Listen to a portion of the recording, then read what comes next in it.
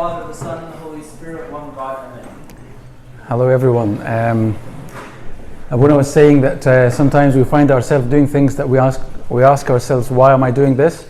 So this is one of the thoughts I'm having at the moment, particularly because the area of forgiving people who hurt us, particularly our parents, is an area that we have to approach with a huge degree of humility.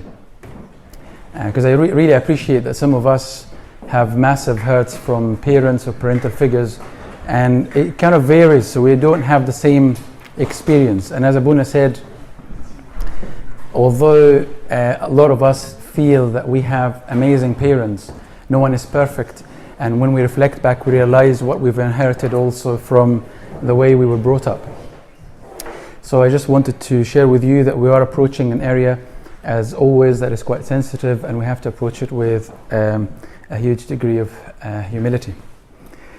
Abuna said to me that I should take about 35 to 40 minutes. Of course, this is not enough for the topic, so forgive me when we have to skim through things, and I'm more than happy to ignore the slides and follow the thread of thoughts that we might have, because that's more important, I suppose.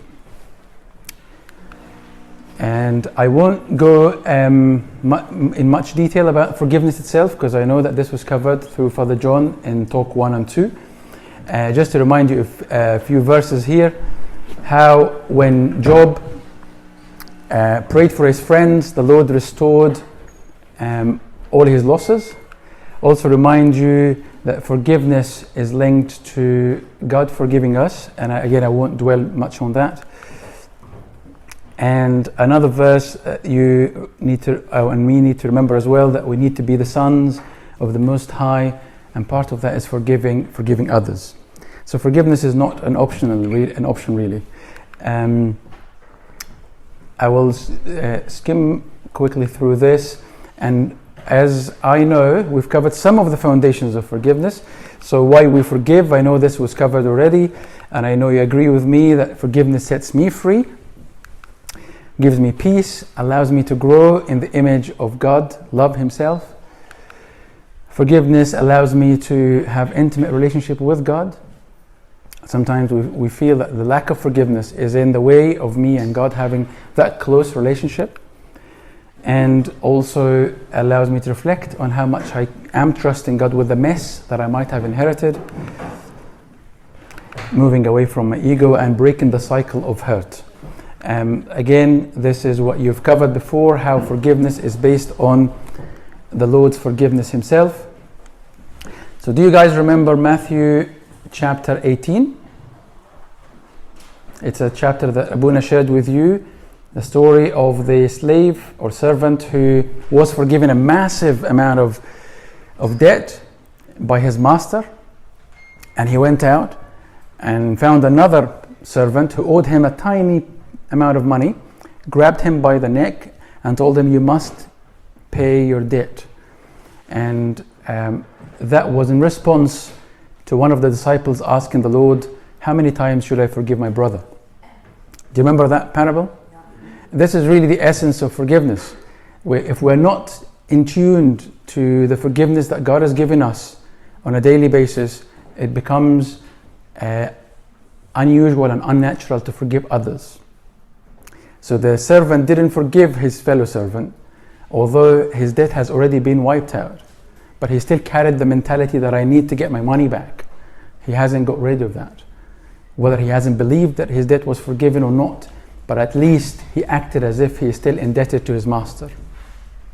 I suppose the message I have is, when we are enjoying God's forgiveness on a regular basis, that empowers us to forgive others, and as Abuna taught us, to let go.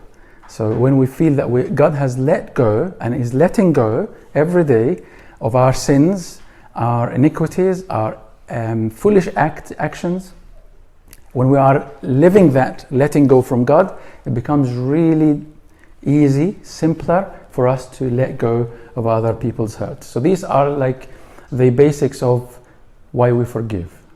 Now let's ask you questions, and I will ask you a number of questions. First one, can you give me examples of the mistakes or sins that our parents might have done towards us. Can you give me some examples? Today is about forgiving my parents or parental figures or people who played the role of a parent in my life. Can you give me just quick examples of some of the hurts or mistakes that they might have committed willingly or unwillingly towards us?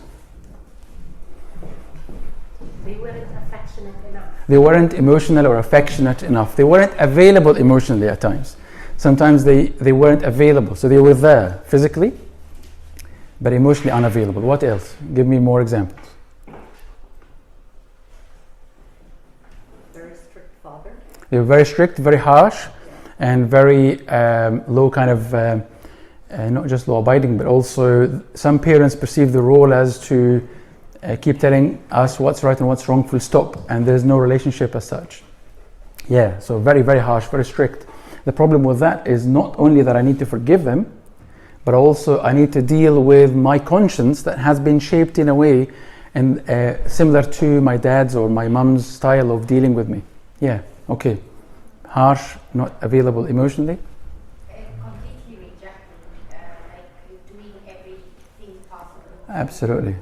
That's a big one, kind of rejection. Some kids grow up feeling rejected by their parents, unwanted. And lots of reasons for that. We won't be able to cover them today. There are lots of reasons why our parents made us feel rejected. But that's a big one, yeah. Because we carry that rejection as we grow up as well. What else? Rejection, yeah. Aggression, manipulation. Yeah, direct aggression. So sometimes direct aggression is there, and sometimes manipulation. Using the guilt tripping you. So you don't love your mom, you don't love your dad, so making you feel always guilty, and using that guilt to make you do what they want you to do.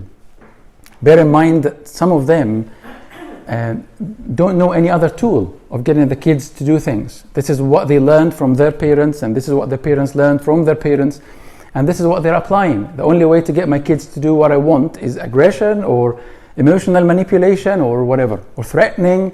So all that has caused some degree of hurt in us. What else? Give me one or two more and we move on. Abandonment, yeah.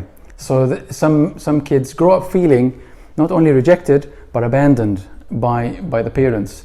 And some parents believe that my job is that I brought my kids from the land of Egypt, a poor country, to Canada, and this is all my role now. I'm not going to do more.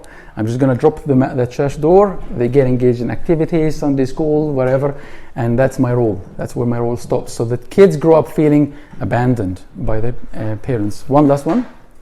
Playing favorites. Playing, yeah, comparing and playing favorites, and a way of encouraging kids at times is that I love your brother more than you, or I love your sister more than you, or look at her, look at what she's doing, look at your cousin.